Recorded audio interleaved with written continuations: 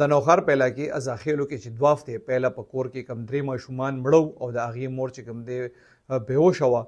هغه ماشومانو نیا چې کم ده په هغې باندې د درې واړو ماشومانو د قتل دعوا وشوه او هغه پولیس ګرفتاره کړې ده. د پولیس وینا دا ده چې د زنانه خپل انګور ته په پیو کې د غنمو ګولۍ چولې وې، د زخرو ګولۍ چې ورته کوم وایي، هغه هغې لږ څکلي او د ماشومانو له زیات ورکړي، نو د ماشومان مړه شوي او د مور یې څو ورځې هسپتال کې وه، دا بیا بد شوه. دې حوالې سره د ازاخیلو تاڼې پولیس چې کوم دی د هغې SHO دی عادل سید، د هغه وینا دا ده چې په 19 مئی باندې دې سره د ازاخیل بالا اوسېدونکی دی بخشیر، هغه ورسره رپورټ درج کړی و چې یاره د هغه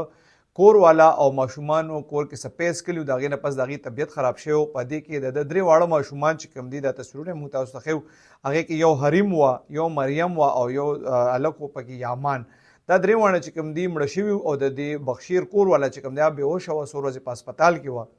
دې کیس کې پولیس د ماشومانو لاشونه چې کوم دی پوسټ مارټم دپاره لیږلي وو، لیبارټري ټسټونه یې هم ترې اخیستي وو او په دې کې دریافت شروع کړی و. پولیس وایي چې یاره نن د بخشیر راغلی دی او د ښځه دې په عدالت کې بیان ورکړی دی بخشیر چې یاره د ده دا ماشومان که مړه د ده مور ده هغه د خپل انګور لکه د بخشیر ښځې سره جنګ جګړې کېدې په کور کې، نو هغې د بخشیر د ښځې ته په پیو کې د غنمو ګولۍ چولې وې، د زخرو ګولۍ چې یاره دا مړه شي، نو هغه دې هم پیس کلي او دغه درېو ماشومانو چې کله دې پیس کړ نو هغې هم ترې غوښتي وو، نو هغې له یې هغه پی ورکړي چې کوم کې دې زخر اچولي شوي وو، د نیا چې ول اچولي وو، په درې ماشومان مړه وو، دا ښځه بېهوشه وه، دا بیا هوش کې چې راغله، نو اوس بیا دې په عدالت کې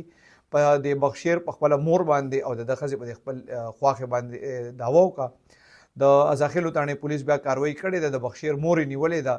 او پولیس وایي چې یاره کله پوسټ مارټم رپورټ هم راغلی و نو په هغې کې پته لګېدلې وه چې دوی له کم پی ورکړی شوي په هغې کې د غنمو ګولۍ د زخرو ګولۍ چې کوم وي دا پکې وي. نو پولیس وایي د دې ماشومانو نیا ګرفتار ده او د هغې نه به اوس تفتیش کېږي چې مزید په دې کې څه اپډیټس راځي زه به تاسو سره شیر کوم.